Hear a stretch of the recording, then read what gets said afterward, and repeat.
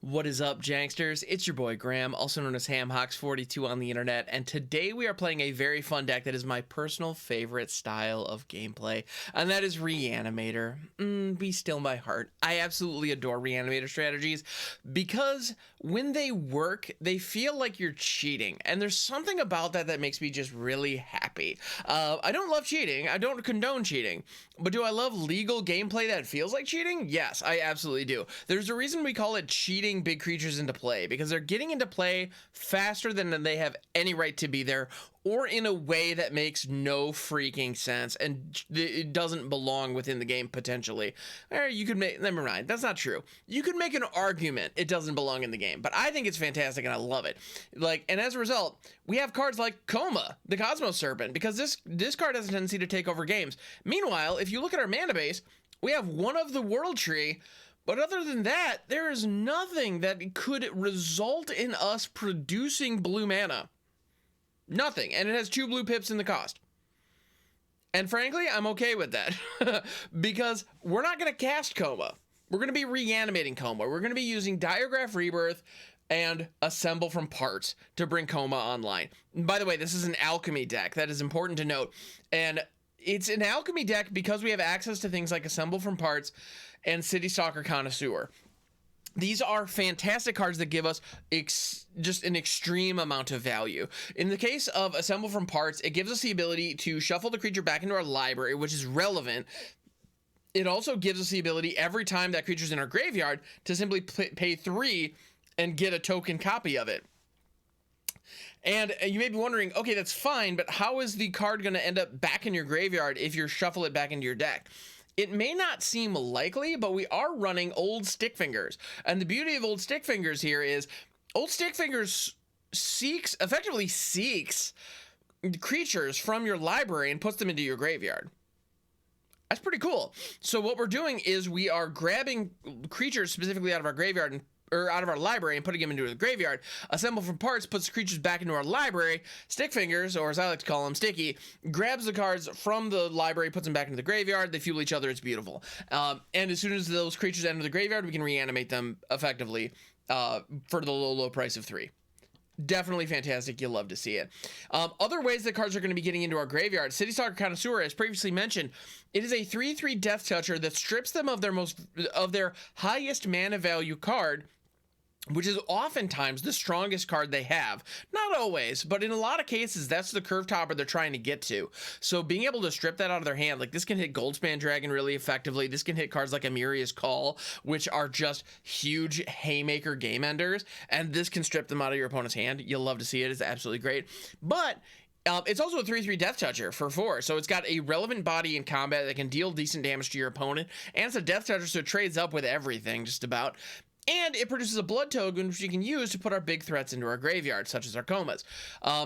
As far as other ways to get cards into our graveyard, we also have the Fable of the Mirror Breaker. This is the only card in the deck that is red.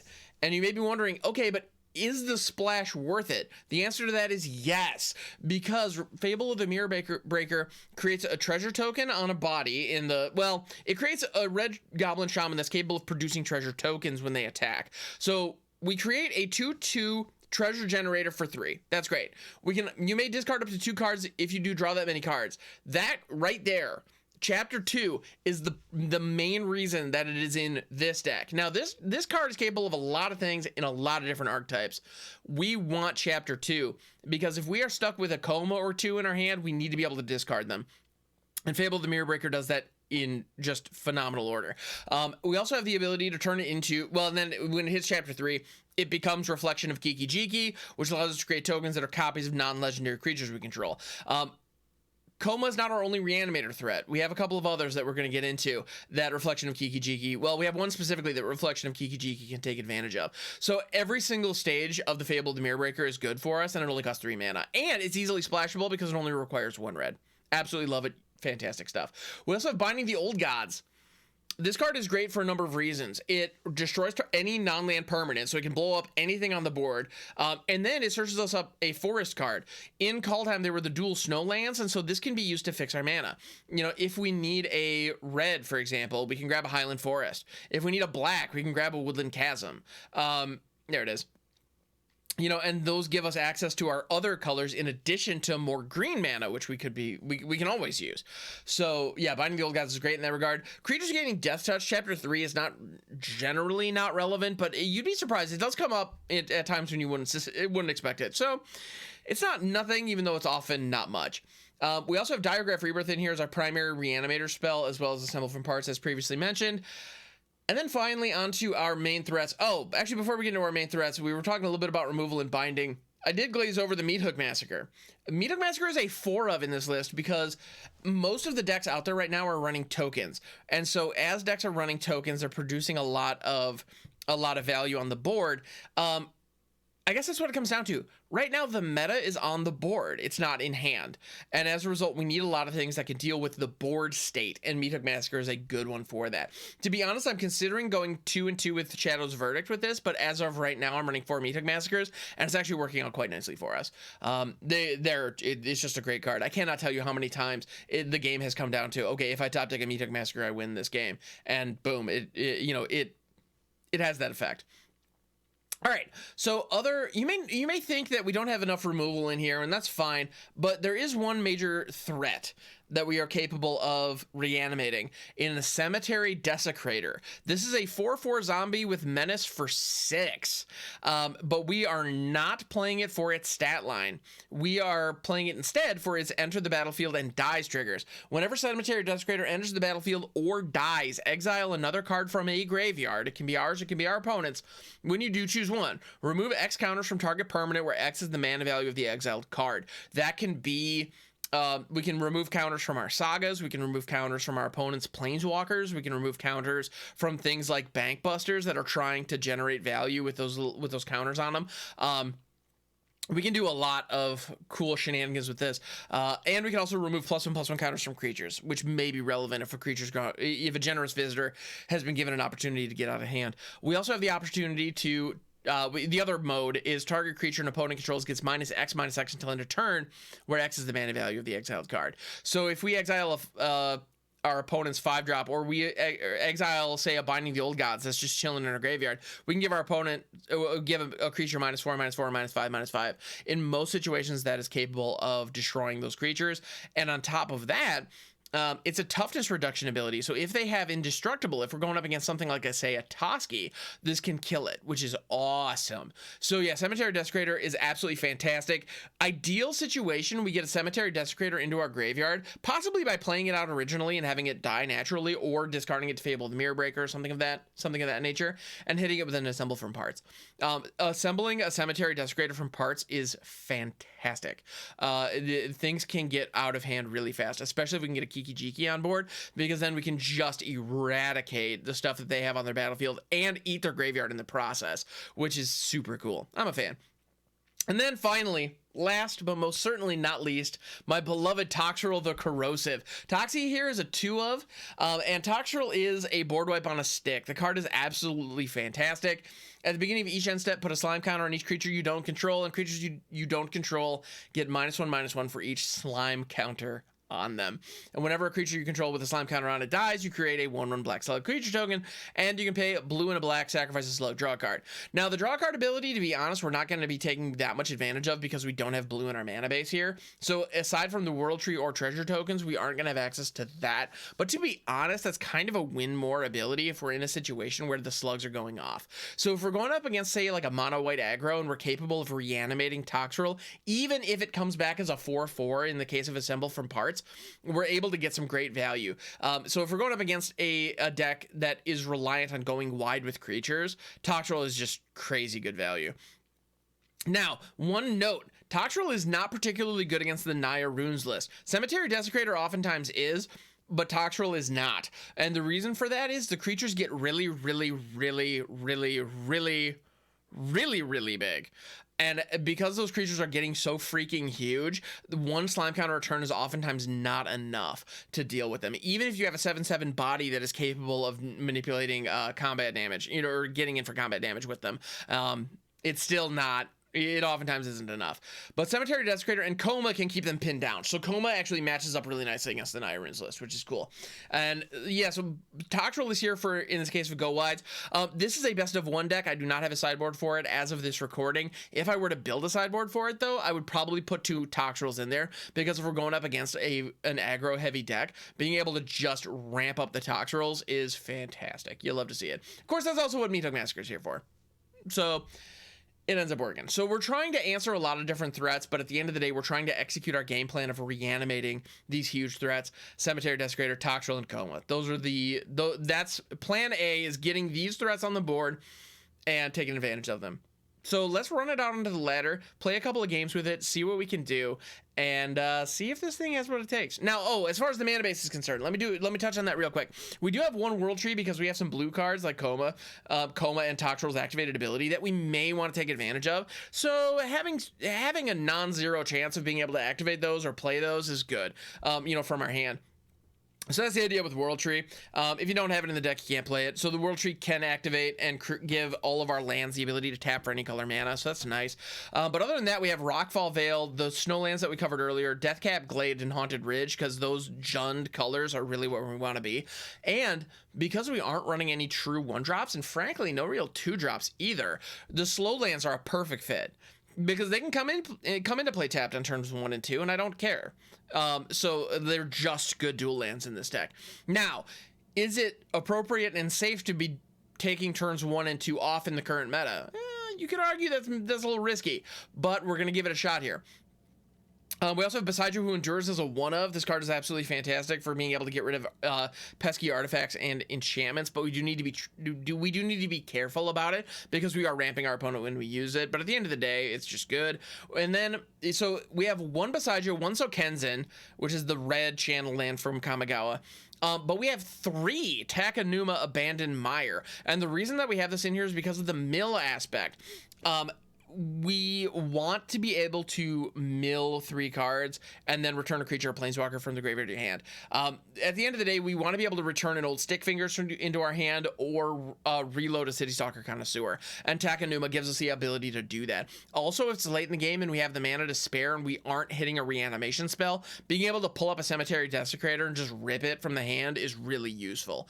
So Takenuma is just good value, and it fits this deck perfectly, which is why we're running 3 of this channel land and only 1 of the others.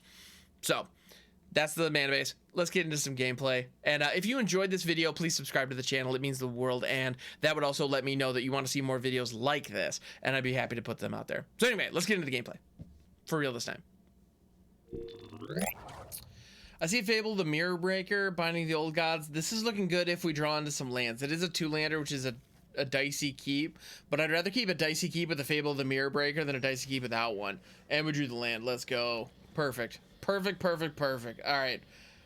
We are golden. So we are going to be able to discard Cemetery Desecrator and Koma and draw 2 additional cards, which is pretty nice. And Meat Massacre is good here as well. We don't have the second black mana source yet to be able to take advantage of that. Binding the Old Gods also has an opportunity to take out that Lunarch Veteran, or Skyrim Barons. I wasn't expecting that. I was expecting a Righteous Valkyrie there, which we didn't see, which I'm not mad at, to be honest. Deathcap Glade, there's that second black mana source that we needed. Let's get a Fable going. Let's get our Fable on. Fabula of the Mirror Breaker, you love to see it. So Fable of the Mirror Breaker is online, and I have a cat on my lap, which is pretty delightful. Just throwing that out there. The coziness factor below the camera is actually quite high right now. But if you're wondering what I'm doing with my other hand over here, that's what's going on. I was about to say my left hand, because it is in fact my left hand, but I realized for you guys it looks like my right, because I have my mirror inverted, or my camera inverted. Anyway, no! They fragmented reality, getting rid of the Fabled Passage before we could take advantage of that sweet, sweet Chapter 2. And they put a random creature card with lesser mana value from the library into play tapped, which is of course Stickfingers being our only one that qualifies there. I'm a little frustrated, not gonna lie. We're gonna bind the Righteous Valkyrie. Poof, get it gone. We're gonna attack with the little Shemansky, create a treasure, which you're happy to see. And to be honest, if we attack with the little treasure guy next turn, again, we can actually hardcast Koma, which feels pretty good. And our opponent's in Orzhov, so they may have some reanimation shenanigans of their own. Voice of the Blessed. Let's go. That's a hell of a card. That's a hell of a card. All right. We just drew the Woodland Chasm, so we're going to grab the Highland Forest here. Gonna throw that Forest. And we can just jam Cemetery Desecrator here and just ice that Voice of the Blessed, which actually feels pretty good. Eat the Righteous Valkyrie. Boom. -X. Voice of the Blessed goes bye-bye. We attack with the Shaman token, create another treasure. But yeah, like I was saying, next turn we'll actually theoretically be able to just hard cast Koma after attacking with the Goblin Shaman, which actually feels pretty good. And if Cemetery Desecrator dies, we're going to be able to pull the Voice of the Blessed out of their graveyard and hit the Lunarch Veteran. So, I mean, that's fine. We got our value.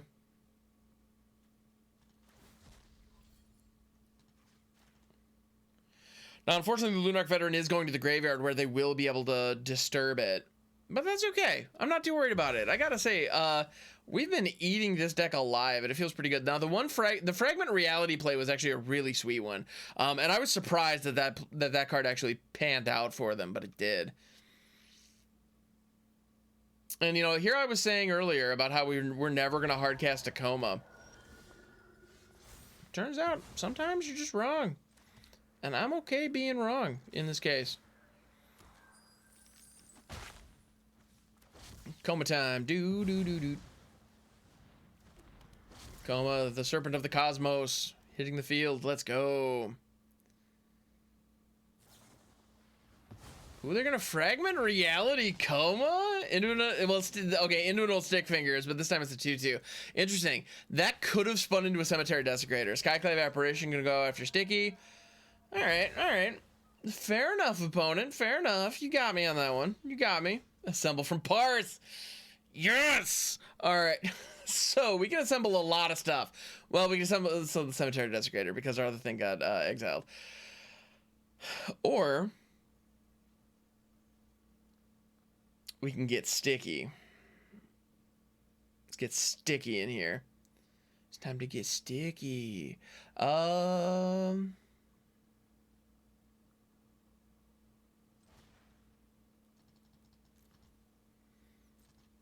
We're gonna hold Stickfingers for 4. Getting Citystalker Connoisseur, Toxrill. That's who I wanted to see. Yeah, buddy.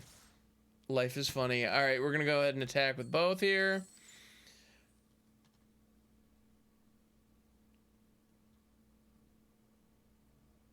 And Assemble from Parts notably is an instant, which is pretty great. They are gonna trade, which is gonna give us a 2/2, a vanilla 2/2 critter. I'm not mad at that. And puts our Stickfingers a 6/6. I do love it when Stickfingers pops off. It makes me happy. Sticky could be a 7/7 right now too, but unfortunately they're not. Lillian War Leader, create those 1/1 cat tokens. I dare you. We assemble Toxrill from parts. We're assembling a slug from parts. Let's go. Shuffling Toxie back into our library. We now have a 4/4 Toxrill online, and I'm going to drop a Citystalker Connoisseur for good measure. And they have a 4/4, so we don't really have any good attacks here, so I'm just going to go ahead and chill. They can get somewhere with their 5/5, I guess, but no need. No need to put it in harm's way. And because the Lunarch Veteran, aka Luminous Phantasm, was a disturbed creature, it did go to exile instead of dying, which is mildly unfortunate because we don't get the slug token, but c'est la vie, what you gonna do? Hallowed Priest, all just casting them out into slugs. Oh, so many slugs. We are about to get so many slugs. It feels great. Give me the slugs. Oh, when the slugs go marching in, everybody, let's go.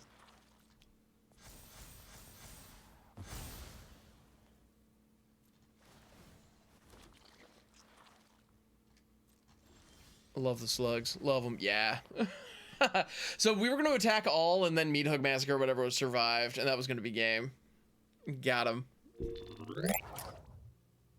Now, I do love keeping 2-landers that have Fable of the Mirror Breaker, but in general, I don't love keeping 2-landers. So this is looking a little sketchy. I think I'm going to mull this.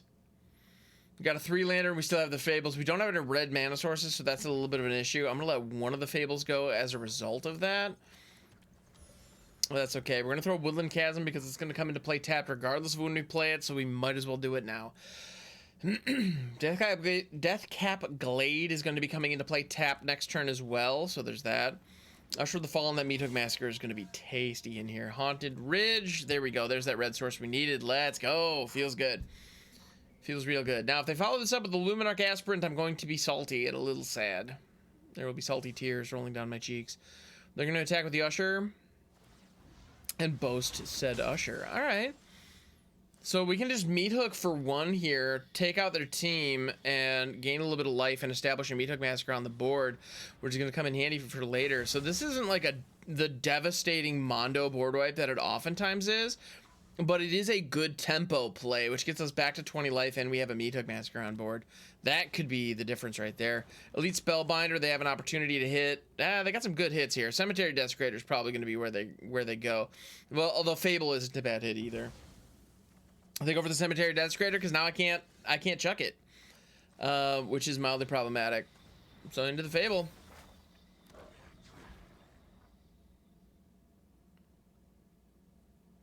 Yeah, and we hope now with the Fable of the Mirror Breaker's second chapter, I'm hoping we draw into one of our big threats. Like drawing into a Toxrill right now would be cash money. That'd be cash money. Yeah, Toxrill would be good. Koma would be acceptable. Oof. Redain.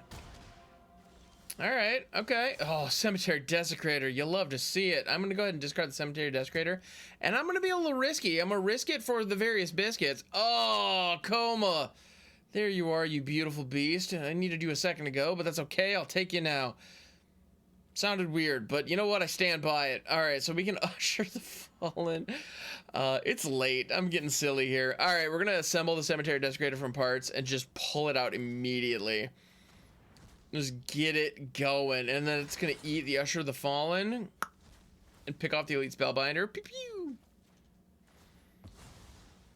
And we gain a life there, which is nice. I'll take it. And we could have attacked, create that treasure token, but we're going to abstain from that for now. Because our little homie would just bite the big one on that. And I don't like that. Skyclave Apparition can come down, can hit the Meathook Massacre or the Fable. They're going for the Fable. Not a bad hit. Not a bad hit for him. I'm going to attack with Redain because there's kind of no reason not to. Except for the kind of part. There's like straight no reason not to. Hey, Toxie! Not mad seeing you here. I'm going to attack with both, so let's get that treasure token.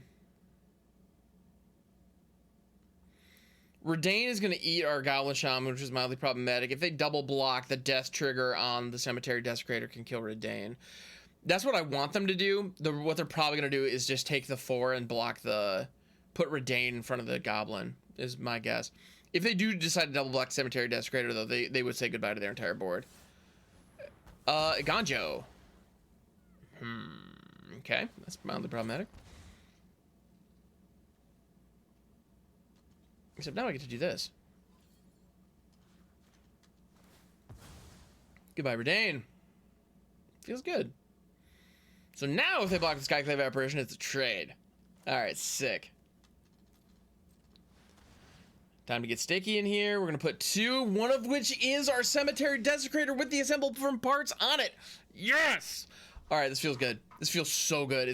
Like, I mean, at this point, like, to be incredibly hyperbolic and overly cocky, how can we lose? Like, for real, yo. I'm just going to throw that down as a land, but we're going to reanimate the Cemetery Desecrator, assemble from parts. Sticky, I know you're not getting huge anymore, but what can I say? I need to get the Cemetery Desecrator online. Let's go. Redain. Whoop. Eat Skyclave Apparition. The Cemetery Desecrator is just doing some phenomenal work for us. That was a great hit off Old Stickfingers. We got super lucky on that, and I'll take it. I will take that all day, day. Let's go. So this is the mono white aggro list that we're going up against now, and they are trying to establish a game plan, and we are just not letting them. Feels really good. Really good. Now, notably, they do have the Cave of the Frost Dragon. We need to keep an eye on that. That's going to be able to block for them and going to be able to swing in for some attacks. And we don't have a way of easily dealing with that because most of, if not all of our removal is actually at sorcery speed. They're going to throw the Wandering Imp here. Possibly to deal with our Goblin Shaman token? No, to create a, well, yeah, to deal with our Goblin Shaman token. Or no, deal with Sticky. All right. Fair enough. We got the treasure token. We're good. It's all gravy, baby.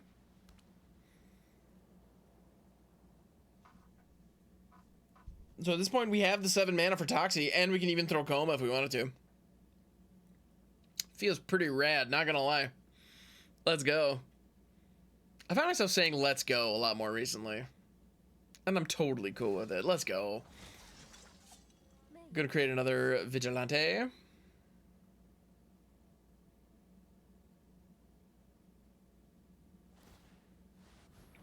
Can activate Cave, try to get in for some damage. Well, not try. They're going to get in for some damage.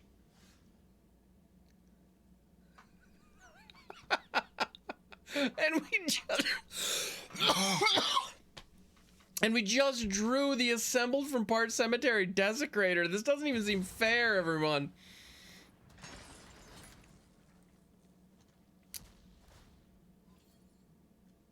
And we're going to remove the counters. Wandering Emperor is going to go bye-bye. Bye-bye.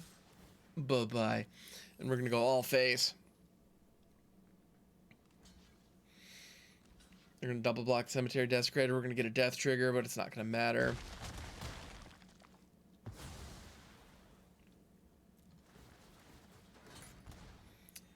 Meter triggers, because yo dog, I heard you like triggers. We're going to remove a Ganjo. Remove counters from our treasure token, sure, I'm sure. It's not a May ability, so we have to choose something. And so even if there aren't any good targets, it's just what we got to do. But this is looking like our game. We have stymied all of their attempts. Look at their, I mean, their exile zone is just full of all kinds of tasty critters. And this one Cemetery Desecrator, we have been able to recur it so many times. It's fantastic. And if it dies now, we can assemble it from parts. It's just not fair. And we actually have lethal on board, so I'm going to attack. If they have the Wandering Emperor, they're going to have to throw it. I'm just going to attack all. They do have the Cave of the Frost Dragon, which could theoretically stymie some of the damage, but that's fine. Wandering Emperor made them have it, and they did. Good for them. They're going to exile the Desecrator all day, every day. Let's go. All right, that's to be expected. We are going to get in for 5 damage. And now we can just hardcast this Cemetery Desecrator to kill the Wandering Emperor. Do we have anything else in our graveyard? Not really. Koma is interesting as well. Let's just jam Cemetery Desecrator again. And we can eat a Wandering Emperor out of their graveyard to kill their Wandering Emperor on the board. That's actually, you know what? I'm not going to do that. I'm instead going to exile Old Stickfingers, because Old Stickfingers only represents an X of 2. Whereas the Wandering Emperor represents an X of 4 that might be relevant for future Desecrator triggers. Because there will be future Desecrator triggers, I assure you. Alright. Brutal Cathar and Elite Spellbinder, they're going to hit my Toxie and make me sad. I don't like it when they hit my Toxie. Going after Koma. Alright.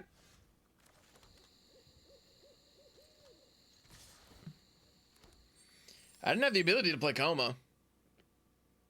I got the ability to play Toxie.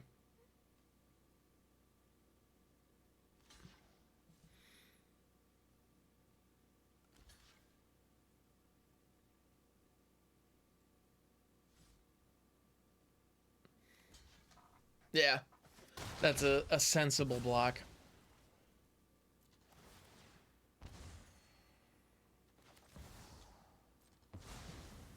Toxrill time!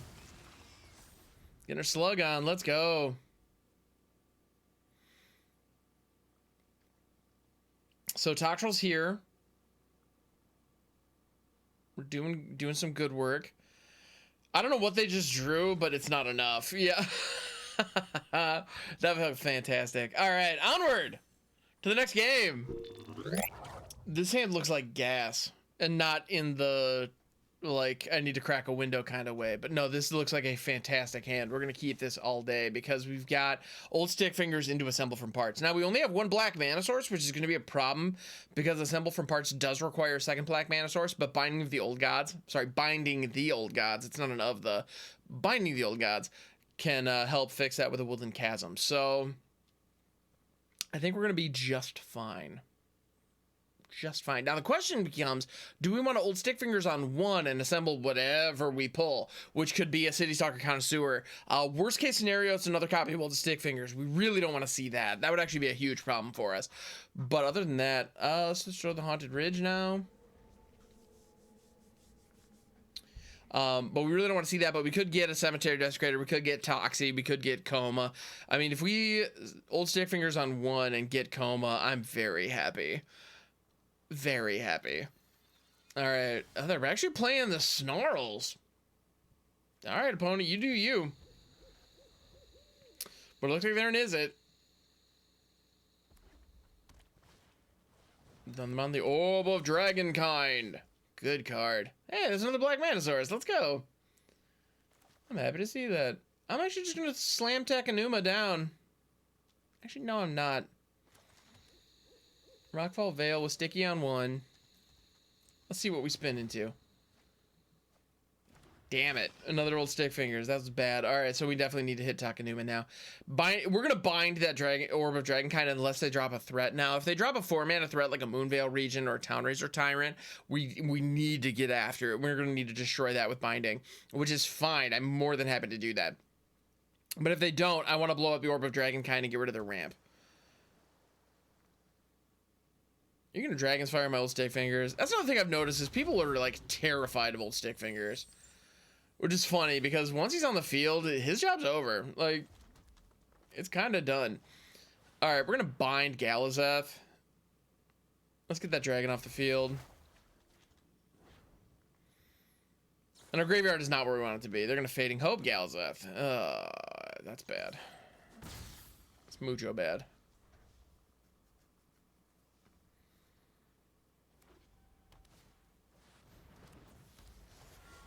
And then the gold span. Alright, we're not in good shape here. We need to hit Takenuma and hope for something good. Actually, we can hit Takenuma and grab up the Old Stickfingers that's in our graveyard. And then where X can be much larger than 1 this time around. And hopefully spin into something good. Citystalker's not... Actually, Citystalker's pretty fantastic.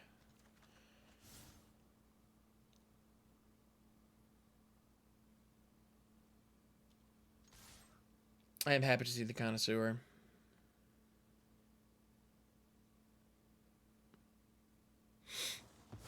You're going to spend a treasure token on a Dragon's Fire to get rid of a 1/1 Old Stickfingers, knowing that I have another Old Stickfingers in hand. Alright. To each their own. Now, what we need to do here is, well, we need a lot of things. Top deck a Black Mana Source would actually be really nice. Really nice, actually. Binding is actually pretty good, too. Binding's actually quite solid. I'll take that. Because we're able to bind the Goldspan Dragon, and the cool thing about binding the Goldspan Dragon is it doesn't count as being targeted by a spell because it's targeted by a triggered ability of a permanent entering the battlefield. So they don't get a treasure token. Binding is actually one of the best ways to kill a Goldspan Dragon, in my opinion. And I like that. I stand by it. I'm going to do it. We are going to bind the Old Gods and a Goldspan Dragon while we're at it. Now, they only have 2 cards left in hand. They may have another Fading Hope, which they'd have to crack a treasure for. They may be sitting on a Spike Field Hazard or play with... No, probably not play with fire. But maybe another Dragon's Fire. Interestingly enough, this is Jeskai Dragons. Cool look. Cool look. Not gonna lie. Alright, do we want to assemble the Citystalker from parts? We're not gonna be able to reanimate it this turn, but we could pull it up next turn. I think we need to. And we have the Diregraf Rebirth, so if we do get another big Chungus in the graveyard later, I'm actually just gonna do that now. This game might actually not go our way. We haven't quite hit the threats that we need.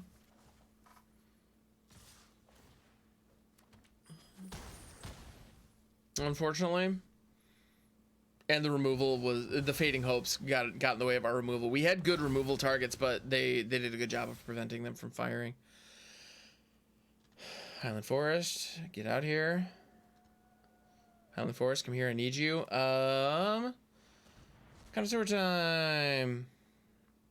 Yeah, they've got too much damage in the air. Let's just force them to discard something. Let's see what they chuck, I should say. They're gonna divide by 0 the token. Woof. Yeah, that's game.